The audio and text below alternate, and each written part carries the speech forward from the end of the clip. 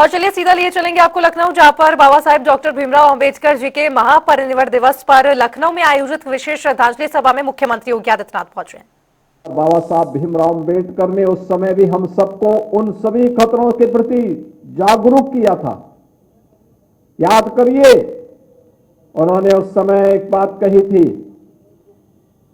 जो बात यहां पे पहले अभी असीम अरुण जी ने कहा, मैं उसमें आने के पहले एक बात जरूर कहना चाहूंगा। जब उस समय कांग्रेस के एक बड़े नेता ने,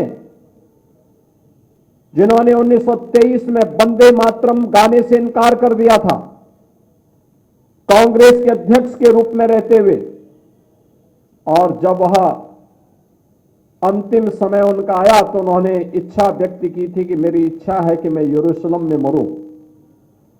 बाबा साहब ने तब एक टिप्पणी की थी कि जो व्यक्ति भारत की धरती पर पैदा होकर के भारत की सुविधा का उपभोग करके भारत की धरती को पवित्र न मानता हो, उस व्यक्ति के द्वारा दिए जाने वाले वक्तव्य कभी भारतवासियों के हित में नहीं हो सकते।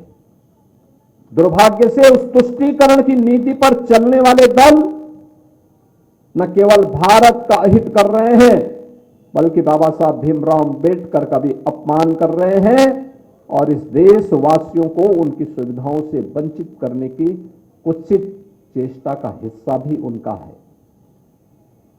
हमें याद करना होगा इस बात को कि बाबा साहब भीमराव अंबेडकर ने आज जो भी सुविधाएं और जो भी संपन्नता आपको प्राप्त हो रही है, ये सभी कुछ उनकी प्रेरणा है।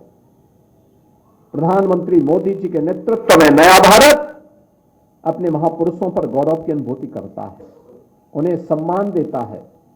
पंचतीर्थ के निर्माण का कार्यक्रम हो या अनुसूचित जाति, जनजाति और पिछड़ी जाति के छात्रों को मिलने वाली स्कॉलरशिप और अन्य सुविधाएं, ये उसी क्रम का हिस्सा है। अभी यहां पे कार्यक्रम के संयोजक श्री डॉक्टर लालजी प्रसाद निर्मल जी कुछ बातें कह रहे थे।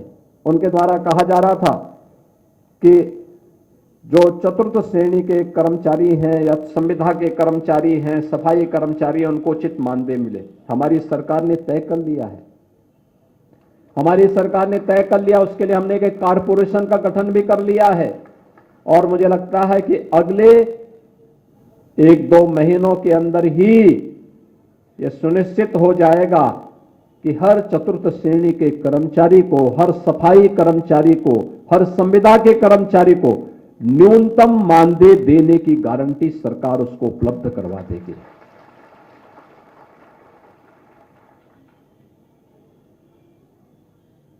जीरो पॉवर्टी का हमारा अभियान भी उसी का हिस्सा है।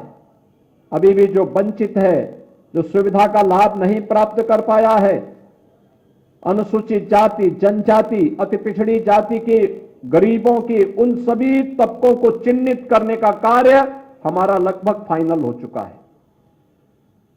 इस समय उनके किसी के राशन कार्ड बन रहे हैं, किसी के लिए पेंशन के कार्ड बन रहे हैं, किसी को अन्य सुविधाओं का लाभ उपलब्ध करवाया जा रहा है, और जिसके पास आवास नहीं होगा उसको आवास की सुविधा देंगे। जिसके पास आयुष्मान का कार्ड नहीं होगा उसको 5 लाख रुपए की आयुष्मान की सुविधा का लाभ उपलब्ध करवाएंगे।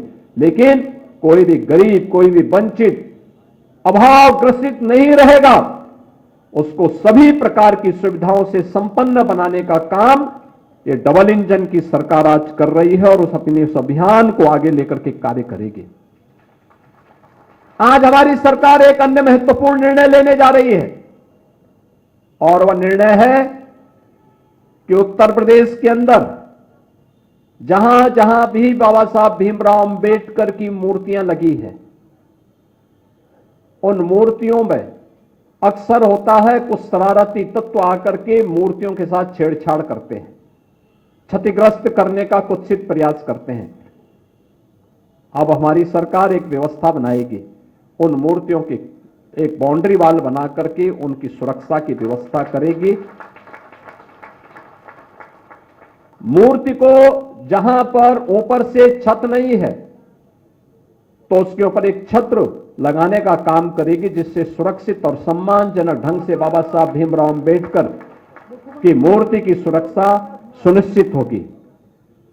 हर मलिन बस्ती को, हर दलित बस्ती को, अनुसूचित जाति बस्ती को, जनजातीय बस्तियों को हम कनेक्टिविटी के साथ जोड़ने के कार्यक्रम को, जो अगर बच गया है, यद्यपि ग्राम्य विकास विभाग ने, नगर विकास विभाग ने इन कार्यक्रमों को पूरा करने का काम किया, लेकिन फिर भी अगर कोई बचा होगा उसको हम पूरी तरह कनेक्टिविटी के साथ जोड़ने का कार्य करेंगे। इस विश्वास के साथ मैं आज एक बार फिर से बाबा साहब भीमराव अंबेडकर की इस महापरिनिर्वाण दिवस के अवसर पर उनकी स्मृति को नमन करता हूं।